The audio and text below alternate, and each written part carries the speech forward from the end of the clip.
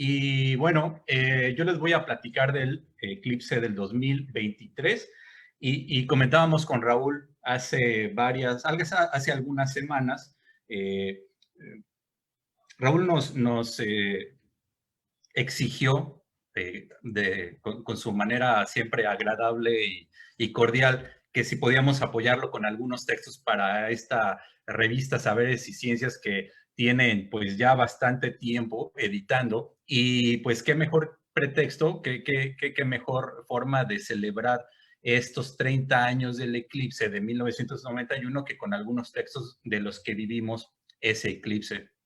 Y Raúl comentaba que éramos una especie de hijos de los eclipses, o en particular del eclipse de 1991, y realmente, pues sí, a mí me tocó vivirlo a los 12, 13 años. Ahí si quieren leer un poquito de mi historia sobre el eclipse, pueden entrar, buscar ahí muy fácil Saberes y Ciencias y entrar a las versiones en PDF de la revista. Y pues a mí me tocó desde Guadalajara presenciar este eclipse que justo en la totalidad, según recuerdo, se nubló desde donde yo estaba. Sin embargo, de una o de otra manera, pues me marcó, porque pude notar cosas como un poco de viento, un poco de frío, el ambiente se hizo más fresco.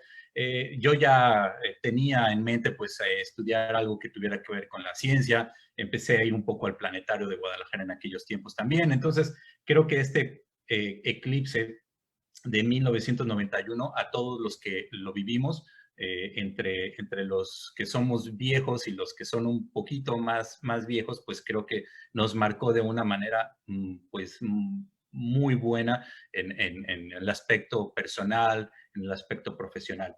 Y bueno, Raúl ya les mencionó rápidamente, les mencionó las charlas previas a esta sesión de hoy, donde pues tuvimos un poco de astronomía y de la reseña del eclipse. En la primera sesión, Luis Felipe con esta charla magnífica de el eclipse que hizo famoso a Einstein en 1919 y la del viernes anterior de Julieta Fierro. Entonces, yo no voy a entrar en muchos detalles respecto a los eclipses. Me voy a ir un poco brincando cosas porque quiero platicarles dos en especial que me gustaría comentarles. Básicamente, primero, pues todos sabemos que los eclipses ocurren cuando nuestro satélite, la Luna, se interpone entre nosotros y el Sol. Ese es un eclipse de Sol. Y los correspondientes de Luna, pues cuando la Tierra se queda entre el Sol y nuestro satélite. Y respecto a los eclipses de Sol, pues hay básicamente de tres tipos. Podríamos incluir un cuarto que es el tipo en el que se combinan, en el que dos tipos de eclipses pueden ocurrir en el mismo fenómeno, pero básicamente el parcial en el que solamente una parte del Sol queda oculto desde la posición en la que lo observamos, solamente una parte del Sol queda oculto por la Luna, otro anular en el cual solamente un anillo brillante del Sol queda visible y finalmente el total en el que todo el disco solar queda ocultado desde nuestra perspectiva. Y rápidamente vamos a entrar a lo que va a ocurrir el 14 de octubre del 2023.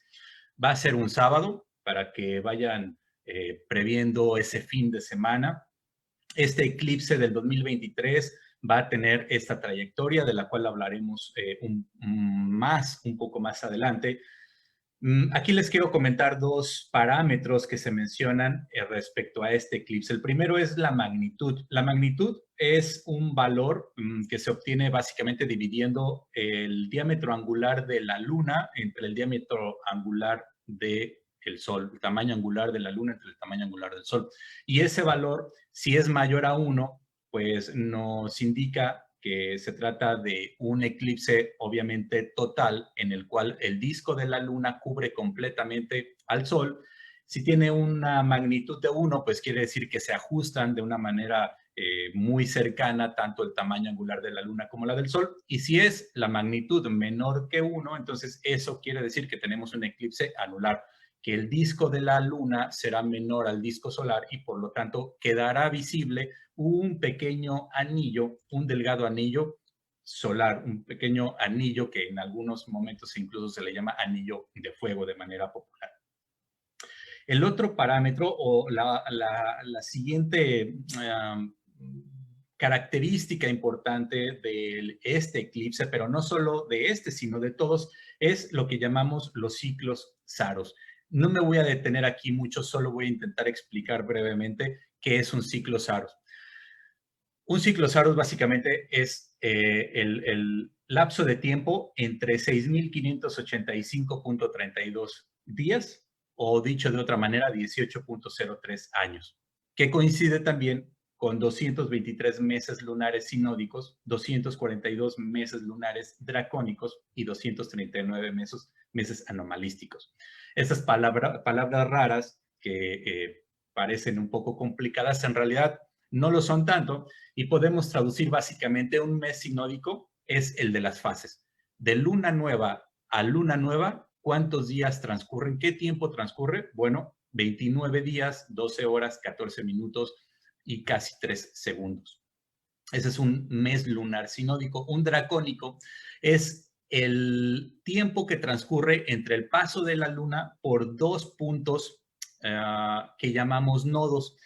Como todos ustedes seguramente saben, la órbita de la Luna está desplazada con respecto de la órbita de la eclíptica o de la línea imaginaria que recorre el Sol en el cielo y que básicamente forman un disco plano, un disco pues perfecto, uniendo a la Tierra con el Sol. Y la Luna, cuando pasa por esta intersección entre su órbita y la eclíptica, a esos puntos les llamamos nodos.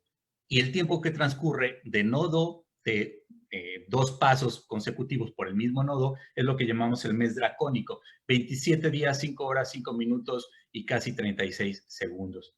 Y el mes anomalístico, que corresponde al paso por dos perigios, es decir, por la posición más cercana que tiene nuestro satélite hacia nosotros, y que también es muy cercano a 27 días. Bueno, ¿qué ocurre aquí? Pues resulta que cada periodo Saros, que fue un ciclo que, según tenemos referencia, fueron vistos o reportados por primera vez por las sociedades babilónicas, los caldeos, hace un poco más de 2.350 años, entre el 2350 y el 2250 antes de nuestra era. Ellos notaron, después de una gran cantidad de recopilación de fechas de eclipses, que había un ciclo, así como hay el ciclo del día, el ciclo de los meses, el ciclo de los planetas, había un lapso de tiempo en el cual ciertos eclipses se repetían. Y estos ciclos Saros son relativamente fáciles de entender. Les voy a poner este ejemplo con el eclipse Saros. Cada Saros forma una familia de eclipses. Para el Saros 136, que está formado por algunos de estos eclipses, vamos a comenzar en el eclipse de 1901 y vamos a terminar en el del 2045. Y fíjense por dónde se podría ver ese eclipse, o dónde se vieron o dónde se van a ver esos eclipses. El del 1901, en toda la parte de Oceanía, un poco de Asia, en la parte sur del continente, en dirección de Asia, digamos, y 18.03 años después tenemos un siguiente eclipse que es muy parecido, pero que ocurre 18.3 años después, exactamente, pero ahora en la región de África y de Sudamérica. Ustedes pueden hacer la cuenta y 18.3 años después tendremos uno muy parecido, pero ahora en 1937 y en junio. Si nosotros vamos haciendo este conteo, vamos añadiendo eclipses muy parecidos en su geometría, en su tiempo, en su duración, que forman una especie de familias cuya periodicidad para ser observadas en la misma posición o muy cercana es de 54 años y 33 días. De tal manera que cada 53 años y 33 días podemos estar prácticamente seguros que un siguiente eclipse se va a ver desde donde ustedes lo hayan observado. De hecho, aquí está el eclipse de 1991, el del 11 de julio, y el siguiente que tendremos, que pasará por esta zona, será en el 2045. La totalidad ya no caerá exactamente sobre la República Mexicana, pero igual y será visible por lo menos de manera parcial. De manera que, llegando al Saros 134, pues resulta que el primer eclipse del ciclo Saros 134 ocurrió en el 1248, en la parte muy al sur del planeta, y el último Saros de este ciclo 134 ocurrirá el 6 de agosto de 2510. Y el número 44 resulta ser uno que ocurrirá el 14 de octubre de 2023. En esta animación del medio se puede ver cada uno de estos 71 eclipses del ciclo Saros 134, y en algún momento ahí, si pusiéramos en pausa ese GIF, veríamos el número 44 que corresponde al que es de nuestro interés, al del 14 de octubre del 2023. Y yendo a este ciclo Saros, podemos ver exactamente lo mismo que les comentaba hace un momento, en diferentes partes de nuestro planeta, en secciones, digamos, en América, en la parte de Asia, de Arabia, y en la parte de África y Arabia, y al final en la parte de Asia tenemos esta repetición de los ciclos de los eclipses, con la misma cuenta. Cada 18.03 años, o 6.553.3 días, ocurrirá otro eclipse de características muy similares, pero desplazada prácticamente un tercio de rotación terrestre hacia el oriente, y 54 años, 33 días después, tendremos nuevamente un eclipse más o menos similar en la misma región desde donde lo observamos. Dicho de otra manera, y para terminar con esta parte, en el 2077, los que estén vivos en aquel momento, en noviembre, el 15 de noviembre de 2077, ocurrirá un eclipse anular dentro de la zona en la que va a ocurrir el del 2023, en la parte de México, de la península de Yucatán, etc. Bien, pues vamos entonces al eclipse del 2023. La entrada en el continente americano será por la parte norte de Estados Unidos. Ahí están marcadas las ciudades de Seattle y de Portland. El eclipse, la totalidad, va a cruzar un poco debajo de estas dos ciudades y va a salir en Brasil, en Sudamérica, cruzando prácticamente sobre la ciudad de Natal, un puerto, una ciudad de playa muy bonita, muy parecida a las que tenemos aquí en el Caribe mexicano. Ahí está la ciudad de Fortaleza, que serían dos de las ciudades relativamente más conocidas. Y en la península, pues tenemos a la ciudad de Chetumal, a Mérida, Campeche, y por ahí como referencia también está la ciudad de Belice. Este es el trazo que tendrá entonces el eclipse del 2023. El máximo será ahí, justamente en un punto perdido, pues en la parte ya del Océano Atlántico, muy cercana con el Caribe.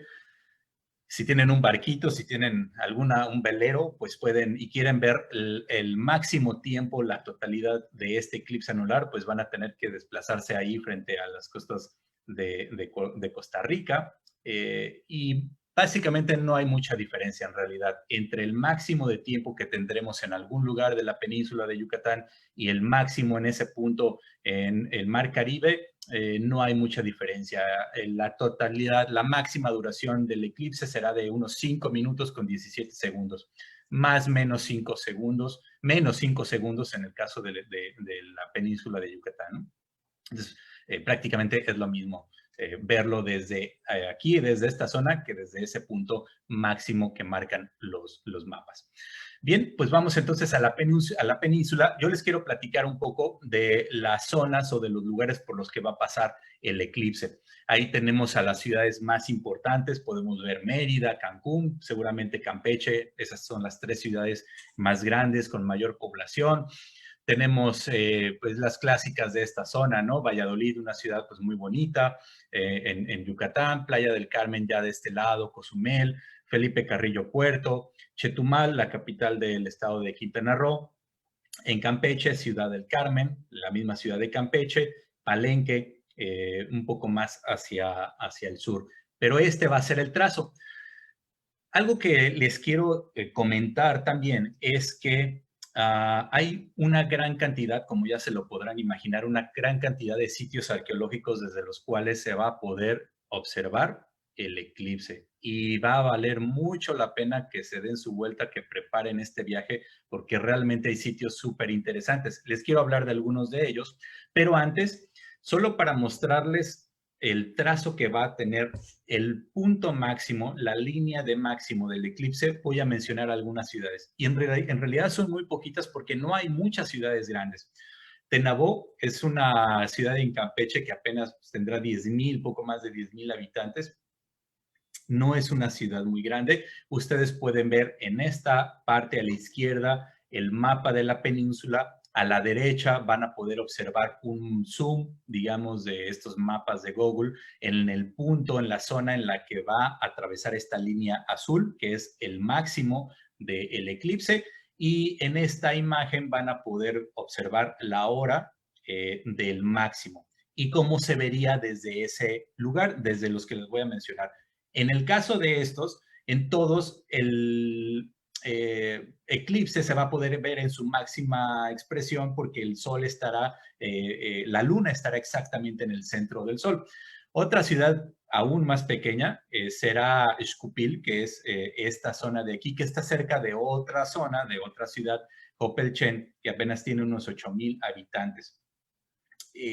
Esta ciudad es un poco más grande que la anterior, pero estamos hablando de localidades realmente pues con una población pues muy baja, que resulta ideal en algunos aspectos porque pues vamos a poder disfrutar creo que de un buen sitio para quienes decidan o decidamos ir hasta esos lugares y porque creo que va a ser muy sano para esos lugares que puedan promover actividades de observación, actividades turísticas que le den un poco pues más vida económica y realcen a estos lugares que son en realidad muy, muy bonitos en todos los casos, ¿no?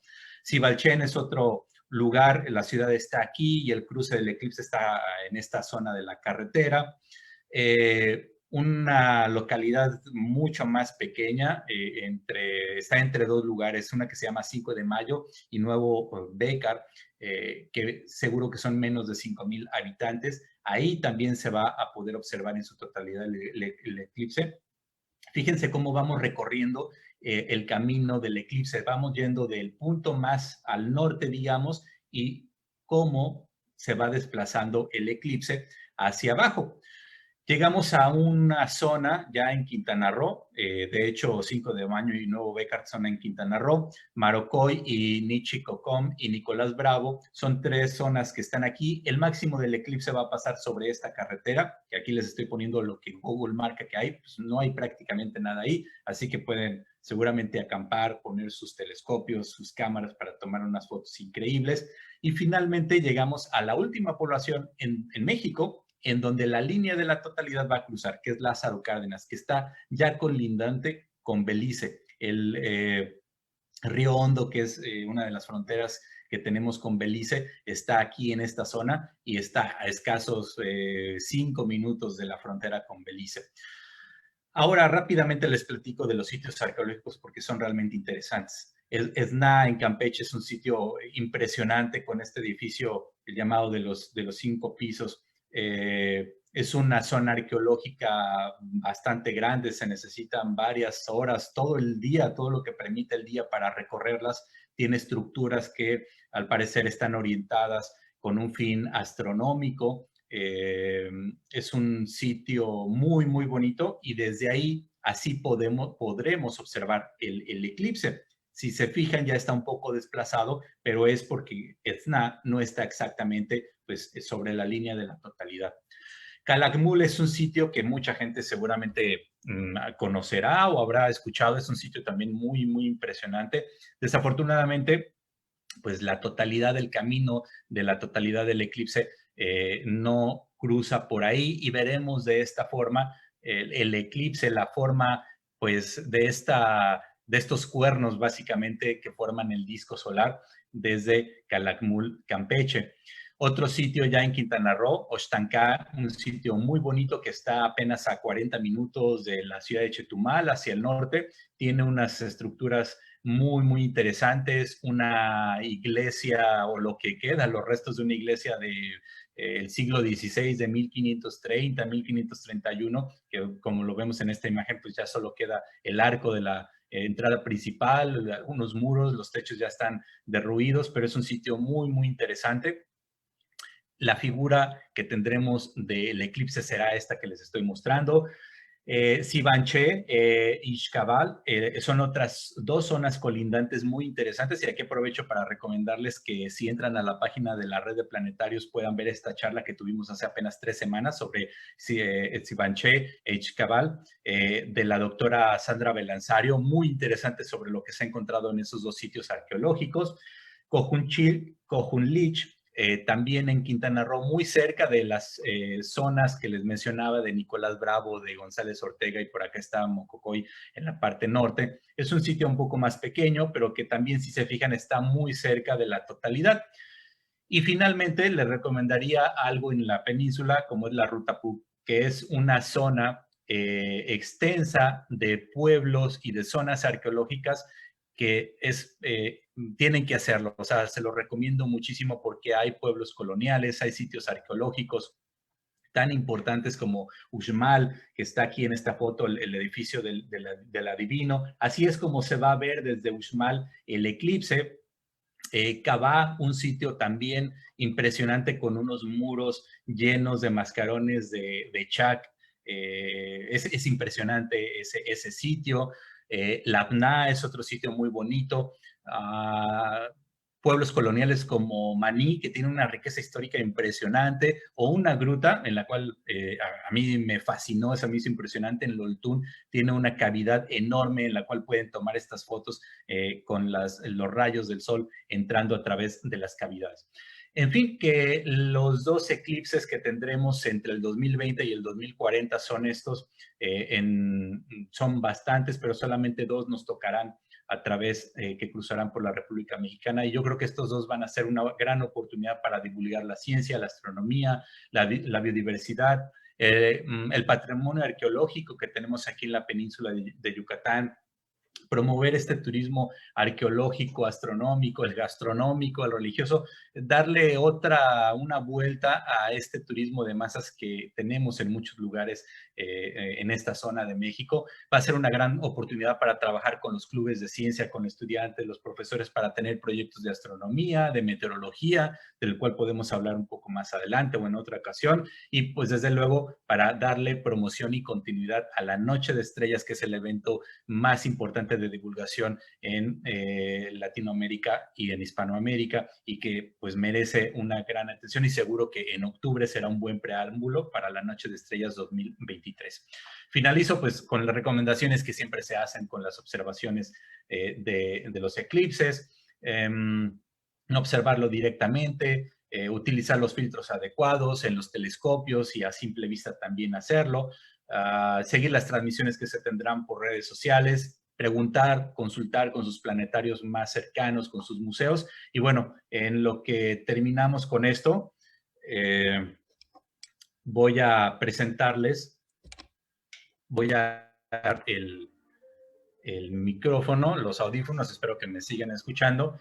Y aquí en el planetario estamos preparando varios shows en domo digital para proyectarlos rumbo al eclipse del 2023.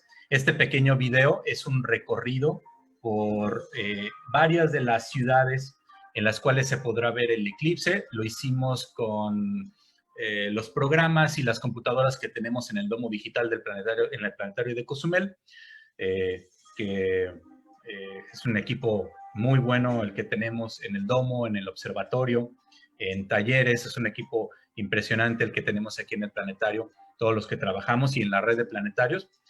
Y seguro que pondremos a disposición de todos los planetarios de México estos scripts, estos videos, para que los compartan con su público, esperando que para 2023 pues tengamos un poco más de normalidad, que los planetarios y los museos estén abiertos, que podamos disfrutar directamente y en vivo de todas estas actividades.